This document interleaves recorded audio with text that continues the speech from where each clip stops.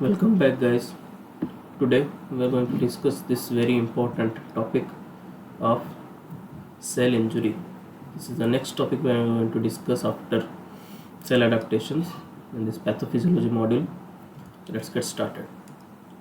So, this cell injury, first we are going to discuss is reversible cell injury. Reversible cell injury. What do you mean by reversible cell injury? First, we're going to see the definition. Means if injurious stimuli is removed, the cell can go back to its normal state. If injury stimulus is removed, the cell can go back to its normal state. Okay, so now we're going to see the mechanism of reversible cell injury, how it proceeds. So we know the most common cause of cell injury is decreased oxygen, that is hypoxia.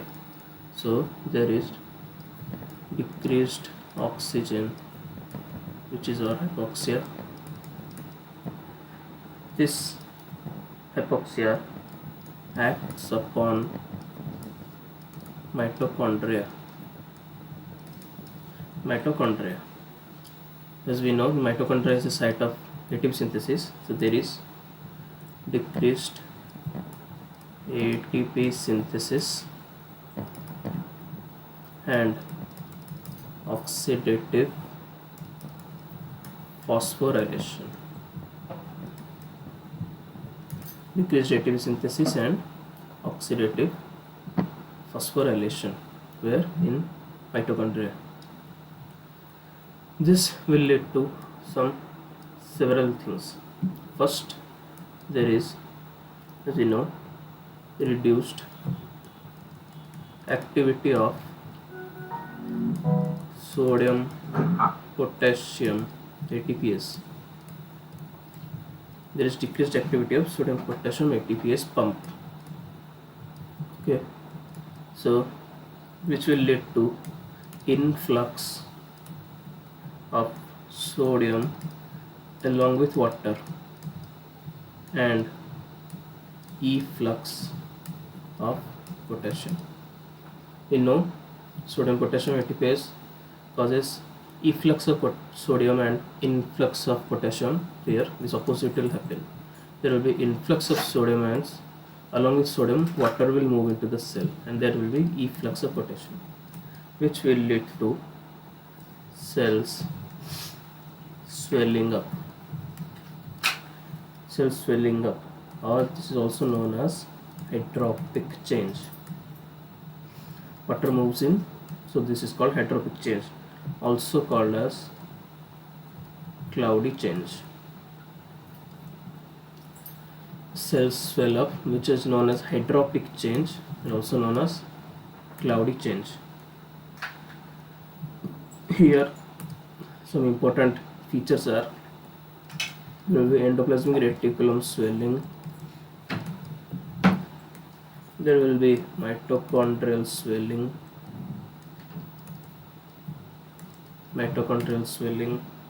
there will be formation of membrane blebs, and there is formation of myelin figures. These two are very important things: formation of membrane blebs and myelin figures. Now, what are these myelin figures? These myelin figures are formed due to damaged phospholipid layer and are composed of phospholipids and calcium ions. Okay, these myelin figures, very important, remember, they are formed due to damaged phospholipid layer and are composed of these phospholipids and calcium. We have seen the first phenomenon, that is reduced activity of sodium potassium ATP is born. The next we are going to see is increased anaerobic glycolysis.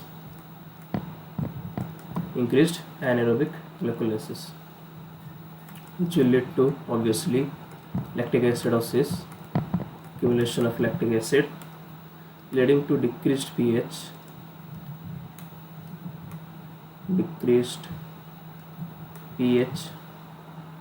and clumping of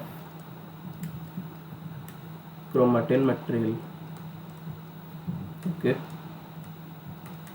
Due to lactic acidosis, there is decreased pH, which will ultimately lead to clumping of chromatin material due to increased anaerobic glycolysis. This is the second phenomenon observed. And the third phenomenon we see is there is detachment of ribosomes from rough endoplasmic reticulum. We know ribosomes are the sites of protein synthesis, so there is decreased protein synthesis. Decreased protein synthesis leads to increased lipid synthesis and fatty changes. There is increased lipid synthesis and fatty changes due to decreased protein synthesis due to detachment of ribosomes from rough endoplasmic reticulum. So these are the three very important phenomena happening in this reversible cell injury due to decreased ATP synthesis and oxidative phosphorylation. Now, as we have seen, due to decreased oxygen hypoxia, mitochondria is affected. So we are going to continue this down. The most common organelle affected in reversible cell injury is mitochondria. Okay. Most common organelle affected in reversible cell injury is mitochondria. Next, most common morphological feature of reversible cell injury, which is we have seen here this cell swelling of hydropic change or cloudy change. So hydropic changes due to cell swelling or cloudy changes. Most common morphological feature is hydropic change due to cell swelling. Okay. Another important factor we are going to see is this myelin figures. Remember, are seen in both reversible and irreversible cell injury. Irreversible cell injury, most commonly seen in irreversible cell injury. Okay, you have to remember, seen in both reversible and irreversible, most commonly seen in irreversible cell injury. And we know composed of phospholipids and calcium and phospholipid and calcium. With this, we have discussed the reversible cell injury. Next, we are going to see is irreversible cell injury.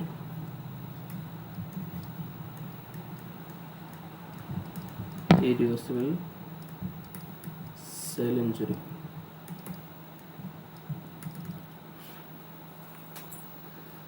First, we are going to see the two things characteristic of irreversibility. Okay, these two things capture characteristic of irreversibility. First one is, remember, mitochondrial dysfunction. Mitochondrial dysfunction. Next is very important, membrane dysfunction. In irreversible cell injury, there is mitochondrial dysfunction as well as membrane dysfunction. We're going to see this first, mitochondrial dysfunction. What happens here is, when there is an injury stimulus, the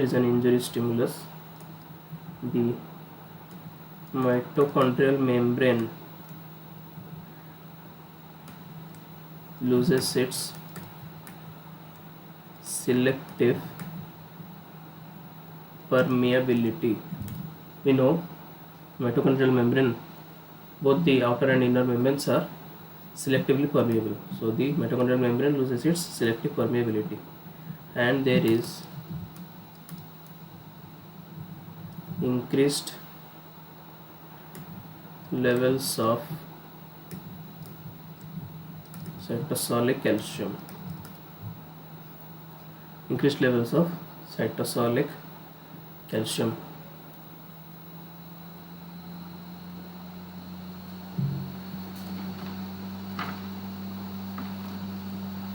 Pardon me, this isn't mitochondrial dysfunction.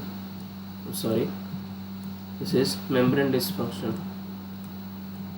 Okay, cytosolic calcium increases due to the cell membrane, the plasma membrane, losing its selective permeability on injury stimulus and increased levels of cytosolic calcium.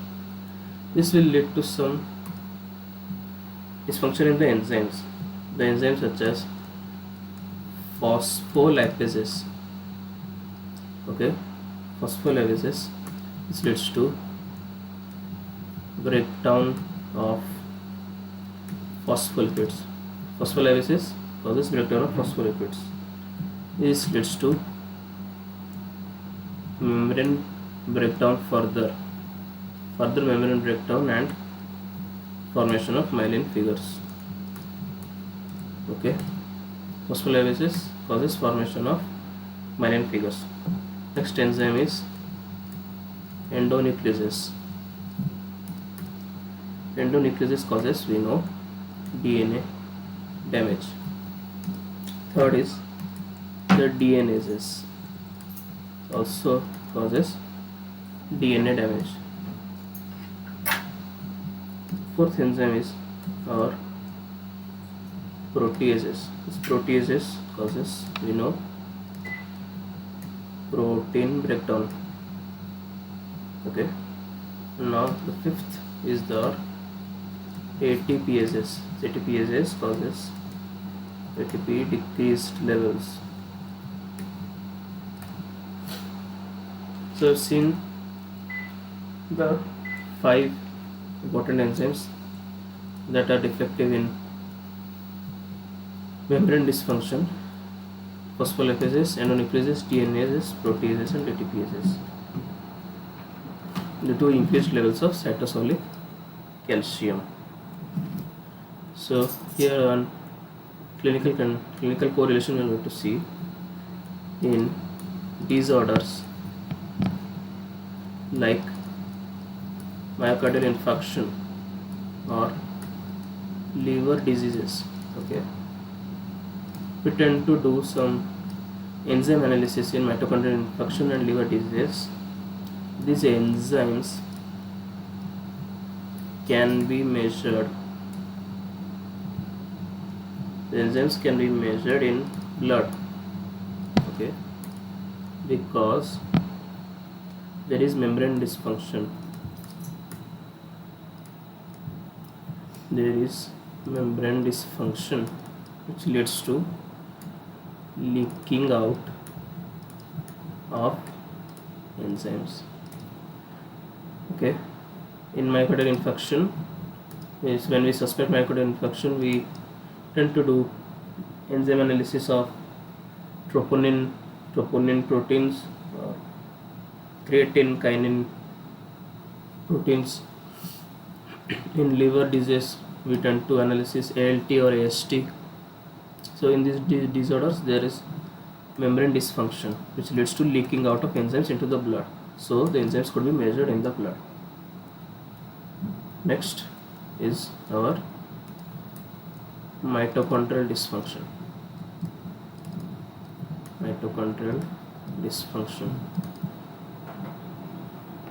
Due to this mitochondrial dysfunction, there is formation of flocculent large amorphous densities. Some large flocculent amorphous densities are formed due to mitochondrial dysfunction. These are the characteristic feature of irreversibility. Okay, the characteristic feature of irreversibility is formation of large flocculent amorphous densities due to mitochondrial dysfunction.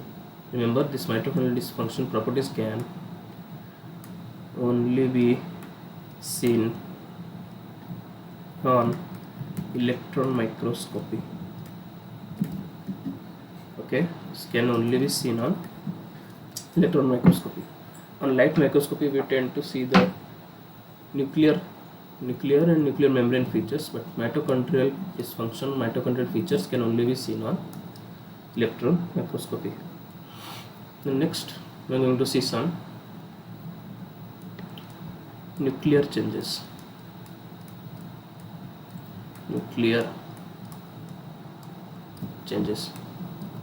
There are membrane dysfunctions, there are mitochondrial dysfunctions.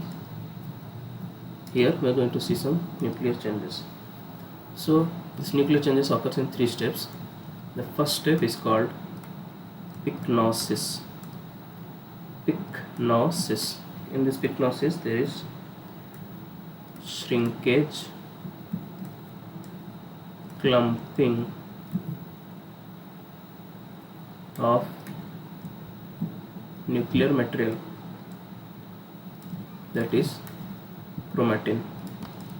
Shrinkage or clumping of nuclear chromatin, which leads to, remember, hyperchromasis.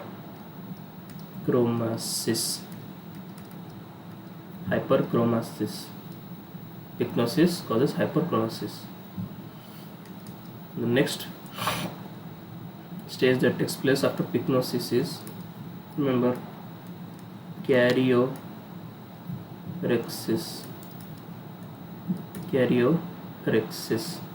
This karyorrhexis, there is fragmentation of chromatin. In karyorrhexis there is fragmentation of nuclear chromatin. First there is clumping, then there is fragmentation in karyopsis. The last step that takes place after karyopsis is karyolysis. In the name itself we can see karyo means nuclear, lysis means final breakdown, there is nuclear dissolution. There is final nuclear dissolution of nuclear chromatin. In these nuclear changes we have seen pycnosis, then karyorrhexis, and then karyolysis. First there is clumping of nuclear chromatin, then there is fragmentation, breaking into small pieces, and then final dissolution. So here we see the most important light microscopy of irreversibility. Most important light microscopy of irreversibility is, remember, this nuclear changes. Okay, in light microscopy we can see nuclear changes. Here In electron microscopy we can see mitochondrial changes. Mitochondrial changes can't be seen on light microscopy, it can only be seen on electron microscopy. For nuclear changes we use light microscope. This completes the discussion of irreversible and irreversible cell injury. Now we are going to discuss the all important topic, that is free radical cell injury. Okay, free radical cell injury, very important topic. So let's get started. So what are free radicals? The free radicals are the molecules that have a single unpaired electron in their outermost shell or outermost orbit. Free radicals are the molecules that have a single unpaired electron in their outermost orbit. Okay, as they have single unpaired electrons in their outermost orbit, they are molecules with high energy. The molecules with high energy, that is why they are very unstable in natural forms. As they have very high energy, we know they are very unstable. See some examples. For example, there is oxygen free radical, that is hydrogen peroxide, very important. There is the hydroxyl one, there is nitric oxide free radical.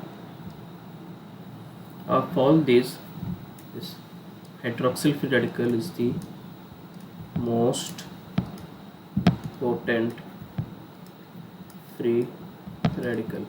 Most potent free radical, remember, is the hydroxyl one. Okay, yes. Next we are going to discuss how these free radicals affect us. So if there is excess free radicals in the body, okay, excess free radicals in the body, it induces oxidative stress. It induces oxidative stress. This oxidative stress causes diseases. Obviously, oxidative stress due to free radicals will cause diseases in the form of, remember, aging, in the form of cancers, neoplasia. There is neurodegenerative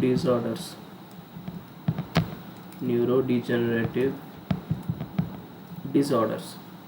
Then there are pre-perfusion injury.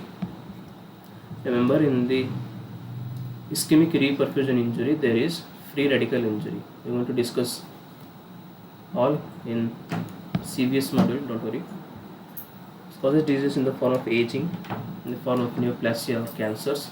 There are neurodegenerative disorders like Alzheimer's, and then there is reperfusion injury.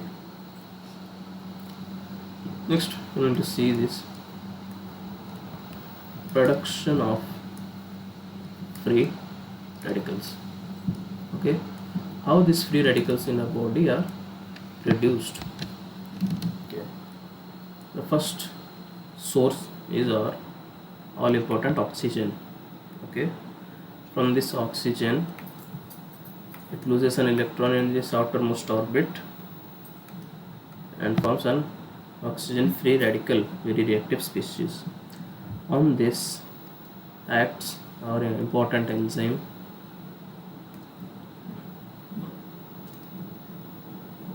superoxide dismutase. Superoxide dismutase. Superoxide dismutase acts on oxygen free radical to produce hydrogen peroxide. Another important free radical is produced.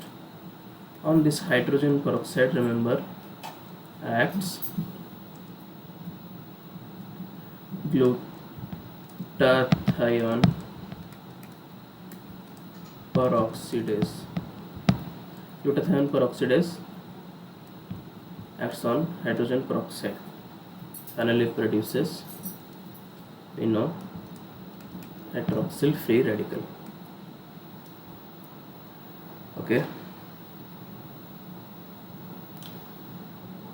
So this is how some of the most important free radicals are produced. Remember the enzymes names: peroxide dismutase acts on oxygen and oxygen free radical, and glutathione peroxidase acts on hydrogen peroxide. Now we know some important ions in the body such as Fe2 plus, ferrous form, or Cu, copper. This copper is an important ions in the body. This Fe2 plus is converted to Fe3 plus for some transportation purposes or storage purposes in the iron metabolism. So Fe2 plus is converted to Fe3 plus. So Fe3 plus is the most, forget it. So Fe3 plus is converted from Fe2 plus. This reaction is called Fenton's reaction. This reaction is called Fenton's reaction. This one is given in the Robbins. So I'm saying Fe3 plus is converted from Fe2 plus. It's called by Fenton's reaction. So this Fe3 plus form, and also copper is converted to its Cu2 plus form by Fenton's reaction. So there are certain proteins in the body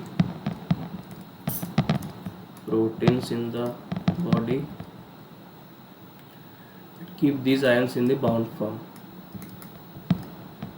In bound form, for example, we are going to see there is, we know, transferrin or ferritin. Transferrin or ferritin, they are bound to Fe2 plus. So that is Fe2 plus does not get converted to Fe3 plus. Transferrin and ferritin. For copper, we know we have ceruloplasmin. This is bound to Cu2 plus. So that this Cu2 plus doesn't causes any damage or havoc. Okay. So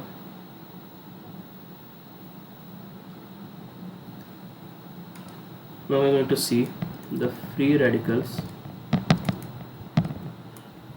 causes injury by the three steps, three ways. The first way is oxidative modification of proteins. There is oxidative modification of proteins. Second one is damage to DNA. Oxidative modification of proteins and damage to DNA. The third is lipid peroxidation, where in plasma membrane. So these free radicals causes injury by first lipid peroxidation, where in plasma membrane, also causes damages to the DNA, and then also by oxidative modification of these important proteins in the cell. Oxidative modification of proteins, damage to DNA, and lipid peroxidation in plasma membrane. So now we want to discuss some very important antioxidants. Antioxidants. Antioxidants act as antagonist or opposite to free radicals. We know this. Very often we use antioxidants ourselves. There are two forms. First, there is non-enzymatic. There is this non-enzymatic form. First are the vitamins. We know the vitamins A, the vitamin E, and the vitamin C. These vitamins are super important antioxidants in our body. Then there are some metals such as selenium, magnesium, zinc. Selenium, magnesium, zinc. These metals are also important antioxidants along with vitamins A, E and C. Then there are enzymatic antioxidants. We are going to see name of the enzymes. First is superoxide dismutase. Superoxide dismutase. Next is catalase. Next is glutathione peroxidase. Glutathione peroxidase. Superoxide dismutase we've seen above. Then there is this catalase enzyme. Then there is glutathione peroxidase. Okay. So we are going to discuss one by one what all these three enzymes in details. Their importance. First is superoxide dismutase. In short, this is SOD. Superoxide dismutase, it inactivates oxygen free radical. We have seen here in the production of free radicals, superoxide dismutase acts on oxygen free radical to produce hydrogen peroxide. So in this way it inactivates the oxygen free radical. This SOD, superoxide dismutase, are of two types. Okay, two types present in different parts of our body. First is the SOD1. Okay, this is also called copper zinc superoxide dismutase. Superoxide dismutase 1, also called copper zinc SOD, this is present in, remember, cytoplasm. The other one is SOD2. This is a, remember, manganese SOD. SOD1 is copper zinc. SOD2 is manganese SOD. It is present in mitochondria. So SOD1 cytoplasm, SOD2 mitochondria. SOD1 copper zinc, SOD2 manganese. Okay, now I'm going to see some important facts. Here, brain is protected from free radical injury by, remember, SOD1. SOD1 protects the brain from free radical injury. Okay, so this mutation of SOD1 can lead to a myotrophic lateral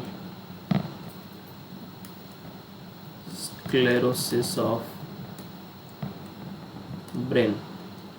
Amyotrophic lateral sclerosis of brain is caused due to mutation of SOD1, which protects the brain from free radical injury. SOD1, it's a copper zinc SOD present in cytoplasm. These two facts are given in Robbins. What is important to state here. Next enzyme is our catalase. catalase enzyme, remember, inactivates H2O2 hydrogen peroxide in peroxisomes. Peroxisome important organelle, detoxifying organelle. Catalase enzyme is present in peroxisome. It inactivates the hydrogen peroxide. Next is our glutathione peroxidase. Glutathione peroxidase. Remember, it inactivates both oxygen free radical and hydrogen peroxide. It inactivates both oxygen radical and hydrogen peroxide. It is present in both cytoplasm and mitochondria. It's present in both cytoplasm and mitochondria. So, you will see an important statement here. It is given in Robbins that the intracytoplasmic ratio of oxidized glutathione to reduced glutathione. Okay, intracytoplasmic ratio of oxidized glutathione to reduced glutathione is an oxidized glutathione to reduced glutathione ratio is an important indicator of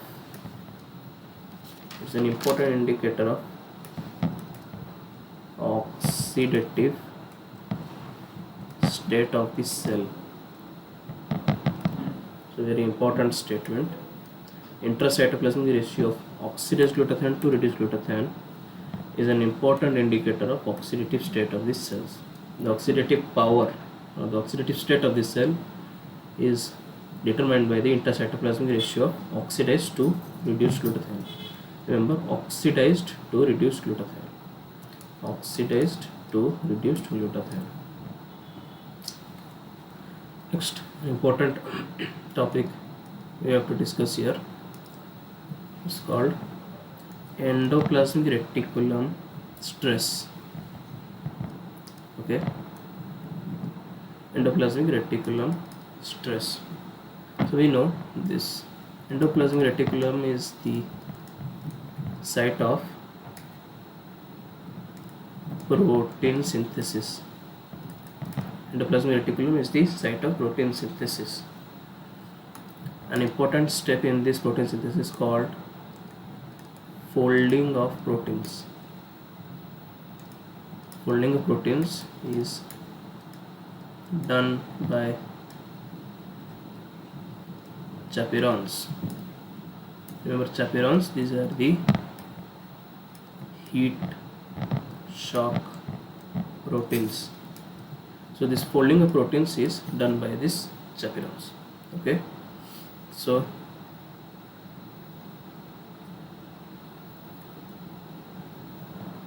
here in endoplasmic reticulum produces matured folded proteins. Okay, sometimes misfolding occurs. Okay, due to some defect, this misfolding occurs, and this excess protein misfolding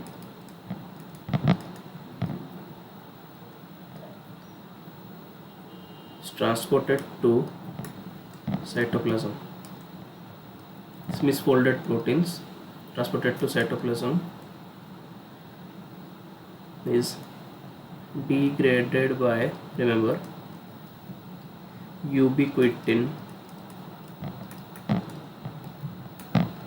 proteasome pathway. ubiquitin proteasome pathway. These misfolded proteins are degraded by ubiquitin proteasome pathway.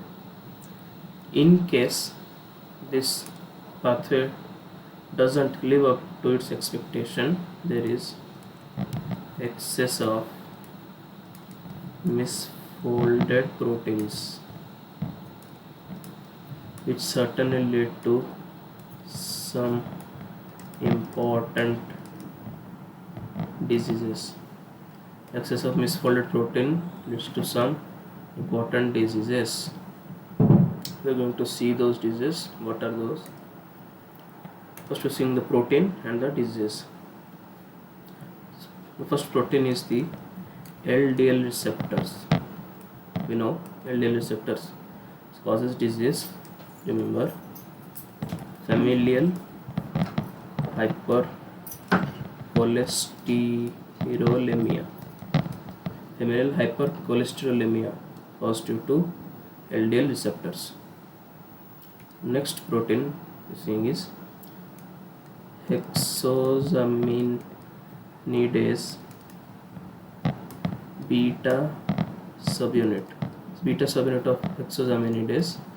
This causes, remember, Tay-Sachs disease, glycogen storage disorder, Tay-Sachs disease due to hexosaminidase beta subunit. Then there is alpha 1 antitrypsin protein. Simple, it causes alpha 1 antitrypsin deficiency. Next is the prion proteins. Prion proteins are from a special group of viruses, prion proteins. This causes Creutzfeldt-Jakob disease in cows. Creutzfeldt-Jakob disease (CJD) in cows due to prion proteins.